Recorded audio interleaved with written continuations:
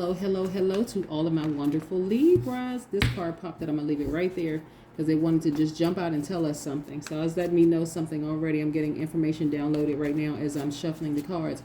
But hello, hello, hello to all of my wonderful Libras. This is Queen Amun Ra coming to you with a very special reading on today. I did want to give a shout out to a Libra because during Libra season, although today is officially the start of Scorpio season, but I wanted to give a specific Libra a shout out to say happy birthday. I did send a happy birthday text message to her, and I did offer her a free birthday reading for Libra season. So she knows who she is. So I wanted to, like I said, give her a shout out and say happy birthday, which I already did via text message.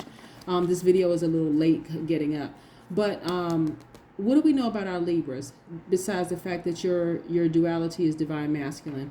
What that means, if your sun sign is a Libra, meaning that, like I said, if your sun sign is a Libra, your duality is masculine. And what that means is that whether you identify as a man or a woman, your energy is male energy. So your energy is directed outward, like a straight line. It's very direct, it's very energetic. And so you show your strength through actions. Just want to tell you that. Also, Libras are air signs and also cardinal signs. And so Libra at their highest vibrations look like they are romantic, they are charming, they're great listeners, they're fair-minded, they're idealists, they're understanding, they're cooperative, they're diplomatic, they're gracious, and very social people. But I want to caution you about something, Libras. When it comes to relationships, a lot of times you all stir up ill feelings in people when it comes to relationships, especially when it has to do with love, because people sometimes see you all as being indecisive, and so or like making a declaration of love too easily. You understand what I'm saying, Libras? And so you all actually anger and disappoint your lovers, and because they sometimes feel like you all are fickle or faithless, right? And so we know that that's not the case. A lot of times with Libras, because you all are divine masculine energy, you all are givers.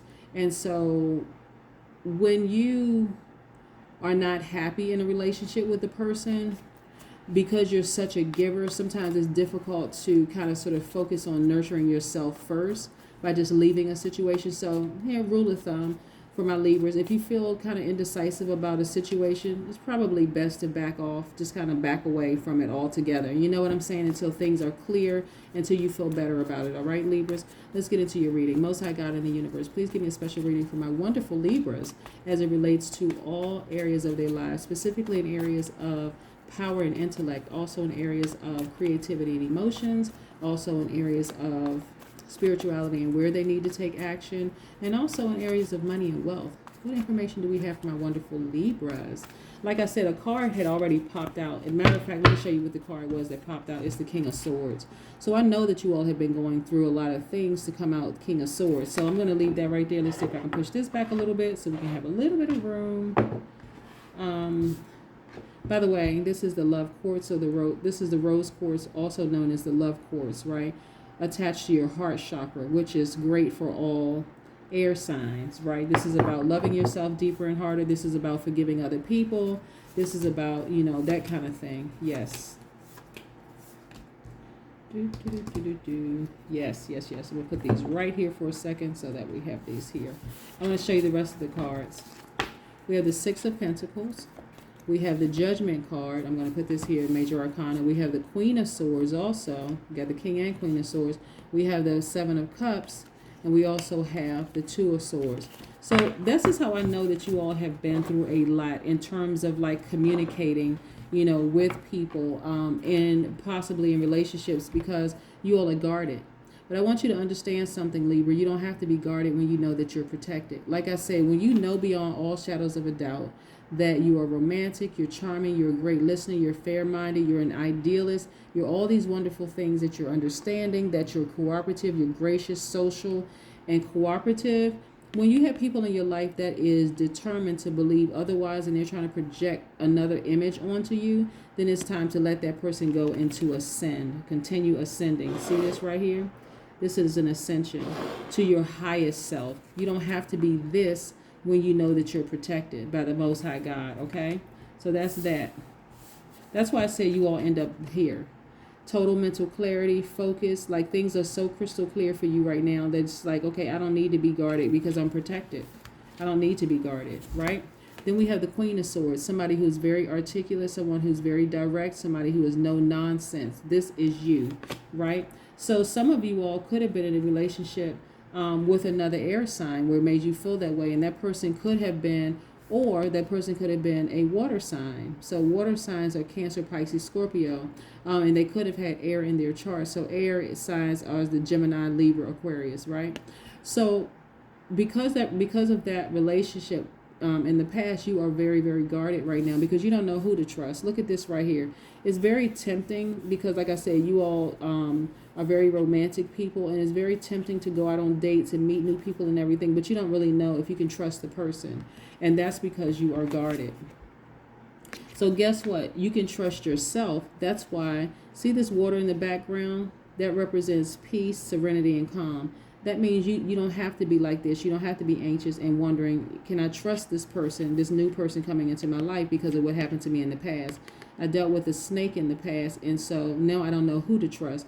But you can trust you, okay? Even when you don't know who to trust, you can trust yourself. That's what I'm telling you. Like I said, the thing that people like most about you all are that you all are charming, right?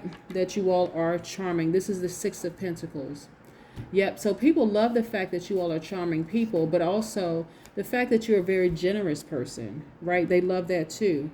But this lets me know that you all are now in harmony with yourself. You have decided, okay, you know what? I know how to tap into my divine feminine energy. I know how to nurture myself before I nurture anybody else. This is the Pentacles, right? So the Pentacles energy, the Pentacles cards are the Taurus, Capricorn, and Virgo, but it's divine feminine energy. So you know how to give yourself the nurturing that you were giving other people. You know how to give yourself what you were giving other people. Let's push this back a little bit.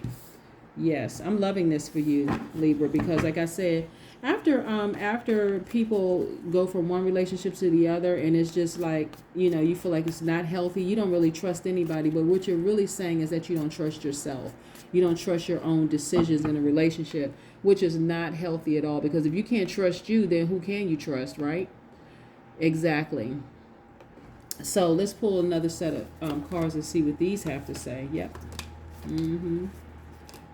Wow. So you all really, really went through it in this relationship. You really went through it. So now you decided to leave the relationship and not look back. This is a turning point. So when we see the Ten of Swords, let me see if you can see it down here. When you see the Ten of Swords, that usually means betrayal. Somebody stabbed you in the back, threw you under the bus, all kinds of stuff. Basically left you spiritually dead, left you for spiritually dead. But this is a turning point for you, right? This is a turning point. No more fighting, no more arguing and all that other stuff. Like I said, you found out a secret. There was a secret that was exposed. And so, and it hurt you a lot. And it has something to do with money, right? And so you may be thinking, looking down into the abyss, wow, I'm feeling hopeless, right? And so you started to focus on your own self-interest. The cards always tell a story. Now you're tapped into all those gifts that you have. All those gifts, all those multiple streams of income that you have. Let's put this right here for a second. Again, you're tapped into. And so with all these right here, with this right here, with you nurturing yourself, that's how you find the key to open this vault. And we know that vaults don't have just a little bit of money in them. They actually have a lot of money. This is about you tapping into your divine feminine energy, right? And getting what you need to be successful. All these streams of income. Yes, I'm loving this. So emotionally wounded no more when it comes to money, right? This person really, really took you through it. Like they really took you through the ringer in this relationship. So that's horrible, to be honest with you. That's really, really horrible, Libra, that you had to go through all of that just to be able to tap into your divine feminine energy and just like focus on you. And like right now, your laser focus is on making sure you're good and tapping into all your gifts and taking care of yourself. So that's wonderful. All right, let's see what the oracle cards have to say. That's how you ascended. You tapped into your divine feminine energy, and you start looking out for numero uno, right? Okay, this card wants to pop out, so and I don't know what this card is, but let's see. A Grand Symphony. Yes, yes, yes. Nine. So the nine, the number nine, meaning that something is rebirth, right? I love that. This beautiful spirit in you had to be reborn. So it's like it's a number for meaning regenerative process, right? So you had to go through this. You had to go through this entire process, this deep, deep, deep hurt and pain, finding out secrets, and all of that to create a grand symphony. I love this for you, to create this grand symphony for you. And so when we talk about that in particular, this is about realizing that all of those things had to happen for, when you think about um, people playing, role playing parts in our lives, being a part of this grand symphony, all of this had to happen in order for you to become this right here. So when you look at it, because a lot of times we like to separate ourselves, like as human beings, we want to separate ourselves from other people, especially when we are hurt. But when you look at it from a different angle and you start to see all of this had to happen for me to ascend here and for me to open up this vault, right? Any money that you lost in this relationship is going to come back double for you, because it's 8 times over actually, because you have all these resources that you can tap into, multiple streams of income. That's the key to opening this door. You were very generous with them. You found out a secret, and they lied. They were manipulative, and just a whole host of other things, right? And that's why I said in the beginning when I talked about not falling in love too quickly for a person, because you don't get a chance to know who they really are. But this time you've learned, okay, I got to take my time and really, really allow my intuition to speak to me when it comes to people. That's what I have for you, Libras. Have a great day. Bye.